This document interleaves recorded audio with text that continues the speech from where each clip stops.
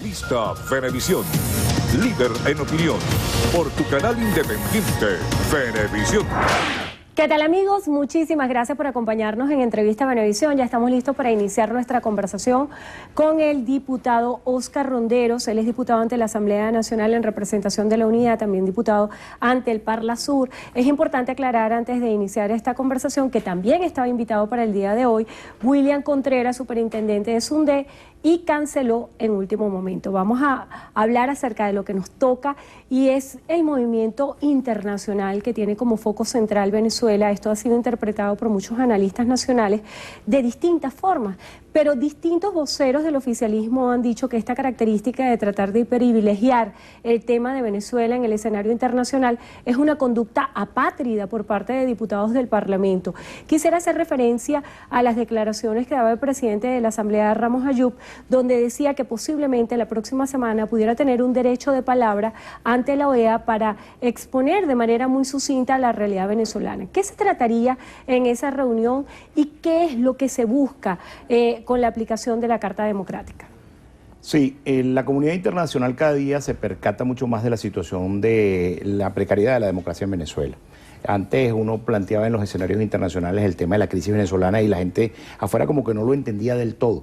Ya la comunidad internacional se ha percatado de la situación que se vive en Venezuela. No por casualidad el secretario general de la OEA ha recibido un grupo de parlamentarios venezolanos que le solicitaron se tomara atención sobre el tema venezolano. Lo que hemos ido a pedir fuera sobre todo es que estén muy atentos de las situaciones que ocurren en Venezuela, porque hay unas situaciones que están en el borderline de lo que debe ser una democracia. Por ejemplo, el decreto que se otorga facultades del presidente Maduro, donde dice que no requiere de la Asamblea Nacional para el control político de ese tipo de situaciones.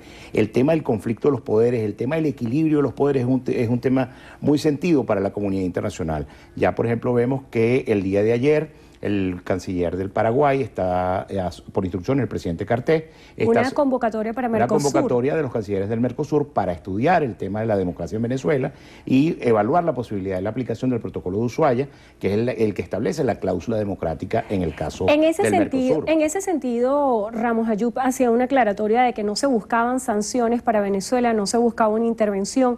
¿Qué es lo que se busca? Buscar una comisión in situ que venga a evaluar la situación, pero se va a dar ¿cuál va a ser el abordaje principal? ¿La crisis humanitaria o la situación de la democracia en Venezuela? Es que ambas cosas están íntimamente relacionadas. El presidente de la Asamblea Nacional decía ayer que va a ejercer un derecho de palabra ante el Consejo Permanente de la OEA, y el tema de la invocación de la Carta Democrática no arranca con ninguna intervención. Nadie está solicitando la intervención de una potencia extranjera en Venezuela. Lo que estamos solicitando es la veeduría internacional. El primer paso, el gobierno pareciera que no conociera cuáles son los mecanismos de la Carta Democrática. El primer paso es el nombramiento de una comisión de buenos oficios que permita revisar la situación de precariedad institucional que vive Venezuela, el tema de la confrontación de los poderes, el tema de la ausencia del respeto a la Asamblea Nacional como órgano de elección popular y como único poder del Estado legítimamente constituido y autónomo frente al resto de los poderes. No se nos olvide que los dos únicos poderes que son de elección popular son el presidente de la República y la Asamblea Nacional, de data mucho más reciente que el presidente. Todos los demás son poderes derivados de la Asamblea Nacional y designados por ella. Y precariamente en la Asamblea Nacional anterior, un 23 de diciembre, cuando ya su mandato había fenecido, porque ya el 6 de diciembre el 70% del país se había pronunciado en contra de lo que representaba la mayoría de esa Asamblea Nacional. Diputado, el protocolo internacional que establece que la solicitud de activación de la Carta Democrática debe venir de los estados, ¿debe ser una solicitud emanada por el Ejecutivo Nacional o cualquier otro poder puede solicitarla? Cualquier otro poder puede solicitarla. El poder Legislativo Nacional es autónomo, tiene además su origen en la base popular que lo eligió, en virtud de lo cual el presidente de la Asamblea está perfectamente facultado para solicitar la activación de la Carta Democrática, como ya lo ha solicitado en compañía del resto de la directiva de la Asamblea Nacional. Y el tema de la activación de la Carta Democrática no es para pedir la intervención de ninguna potencia extranjera en Venezuela, es para que la comunidad internacional fije sus ojos sobre Venezuela, atienda la crisis humanitaria de medicina, donde se están muriendo los niños de cáncer porque el Estado no es capaz de proveer la medicina que necesitan para que no se mueran, donde nuestras mujeres tienen que hacer una cola de toda una noche para comprar un paquete de toallas sanitarias, un paquete de papel toalé o un kilo de arroz para darle de comer a sus hijos. Eso ya lo está viendo la comunidad internacional desde afuera, y eso llama la atención, por supuesto, de toda la comunidad internacional, y eso hace que la gente entienda que en Venezuela hay una crisis que arranca siendo una crisis humanitaria y que termina siendo una crisis política en virtud de la confrontación de los poderes. Para resolver esa crisis política se ha planteado en distintos escenarios la necesidad de diálogo. ¿Cómo ha avanzado la Comisión de UNASUR en esos esfuerzos de intentar ser un conciliador, un mediador entre estos dos factores de poder que parecieran colidir constantemente? La Comisión de UNASUR, presidida por el presidente Rodríguez Zapatero e integrada por el presidente Torrijos y el presidente Fernández de República Dominicana, han hecho sus mejores esfuerzos para intentar construir un diálogo en Venezuela, pero nadie puede pretender construir un diálogo de espaldas a la Constitución. El diálogo tiene que ser para lograr la convocatoria más pronta del referéndum revocatorio. El diálogo no puede ser para que el gobierno gane tiempo y entretenga a la comunidad internacional y entretenga a Venezuela posponiendo la posibilidad de que el pueblo se pronuncie. Cuando uno dice afuera que nosotros lo que estamos pidiendo es una elección para que el pueblo se pronuncie y decida si quiere que el presidente Maduro se quede o no. Si el pueblo decide que el presidente Maduro se queda, como pareciera que no es lo que va a ocurrir, pues ese sería el resultado. Pero si el pueblo decide revocar al presidente Maduro, la democracia se basa en la mayoría, la democracia se basa en la elección del pueblo. Cuando uno decía, por ejemplo, comparábamos en el escenario internacional el tema del impeachment contra la presidenta Rousseff y el tema de la situación en Venezuela, allá se trataba de una elección de segundo grado prevista constitucionalmente. Aquí ni siquiera se trata de una elección de segundo grado, se trata de la consulta popular que decida si Maduro se queda o no. Y la intención del pueblo en este momento, por el orden del 80%, es que el presidente Maduro se vaya. Para la activación de ese referéndum revocatorio ha habido distintos elementos. Una de las recientes declaraciones de la vicepresidenta del ente comicial, Sandra Oblitas, hacía referencia a que se necesitaba verificar la legalidad de la MUD como organización política, y ahí hay un tema de confusión tal vez en el colectivo. Distintos partidos políticos hacen vida en el seno de la MUD.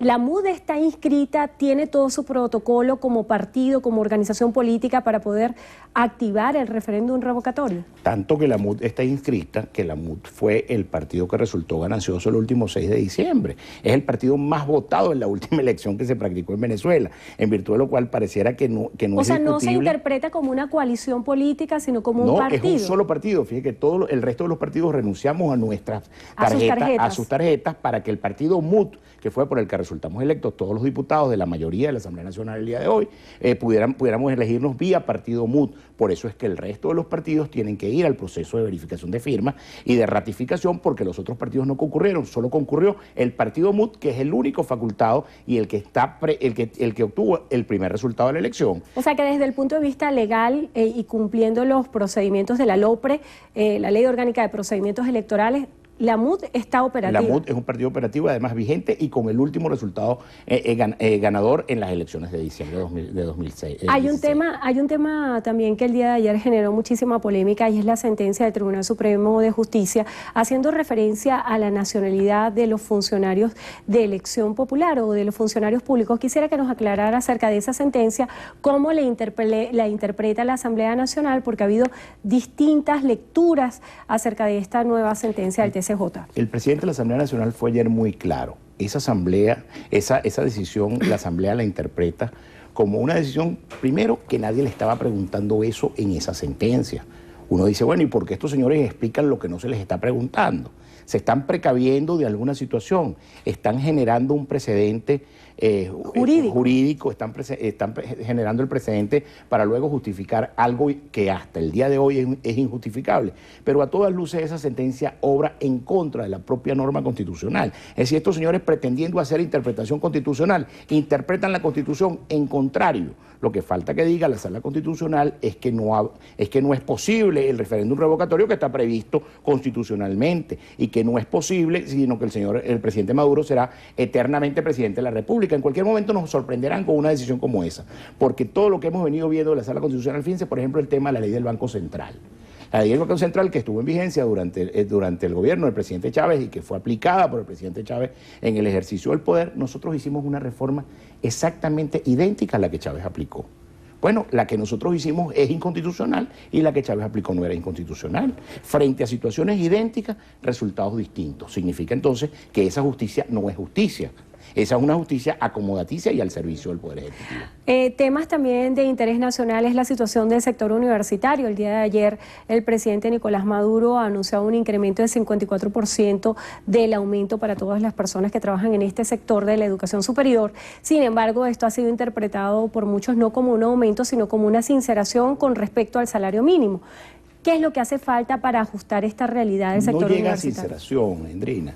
Cuando hay una inflación del 150% y te dicen que te están subiendo el 50% del sueldo.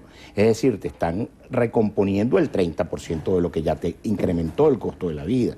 Es decir, unas universidades... O sea, que siempre queda atrás con respecto a la inflación. Quedan 100% rezagados con relación al tema de la inflación. Pero es que además las universidades tienen más de 5 años con el presupuesto reconducido.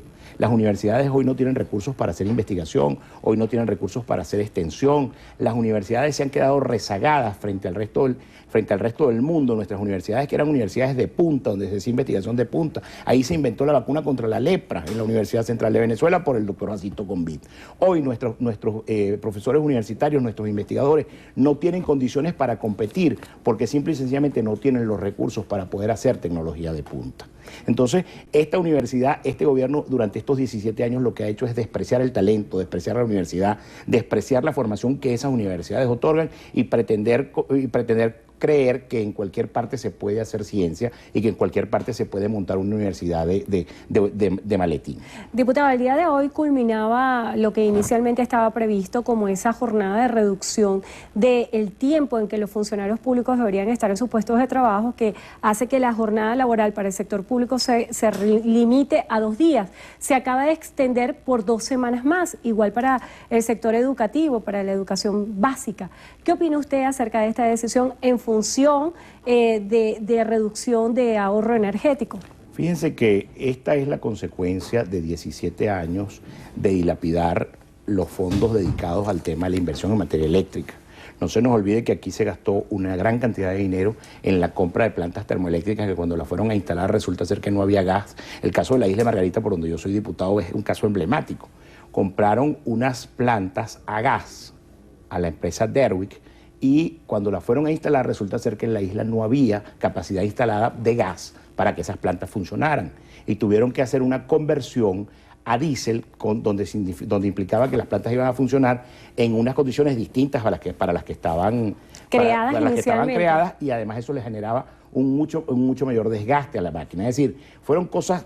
el tema de la improvisación y el tema de la corrupción en materia eléctrica trae todas estas consecuencias, la suspensión del tema de la actividad en la administración pública, el tema de la suspensión de las actividades los días viernes en los colegios. Imagínense lo que implica la disminución de toda una jornada diaria en 5 días, es decir, estamos hablando del 20% de la jornada semanal de nuestros niños que no acuden a clase. ¿Quién responde por ese atraso? ¿Quién responde por las horas de clase que no recibieron los niños en esa situación? Producto de la irresponsabilidad, producto de la negligencia y producto de la corrupción en materia eléctrica. Estas situaciones. Igual con el tema del agua. El otro día invitábamos a la presidenta de Hidroven a la Asamblea Nacional y la señora nos decía que la única solución era que rogáramos a Dios que lloviera, porque no había forma de resolver la situación. Es mentira. De 100 embalses que hay en Venezuela en 17 años, tan solo construyó la revolución 2 embalses. Eso implica que el dinero que se destinó a ese tipo de cosas no fue utilizado en eso, y en algunos casos fondos de los institutos internacionales como la CAF o como el Banco Interamericano de Desarrollo, teniendo el dinero allí, no lo utilizaron. Bueno, tenemos muchísimos temas pendientes, eso será la excusa perfecta para tenerlo de vuelta. Le damos las gracias a William Contreras, a Óscar Ronderos, diputado ante la Asamblea Nacional en representación de la Unidad, también diputado ante el Parlasur. Lo que les iba a decir de William Contreras, superintendente del SUNDE, es que él también estaba invitado y a última hora canceló y no estuvo con nosotros. Gracias a ustedes por la cortesía y la responsabilidad de estar con nosotros hoy en Entrevista Venevisión. Siempre vamos a estar aquí dándoles explicaciones que consideremos necesarias y atendiendo la voluntad de la gente, que es la que nos eligió.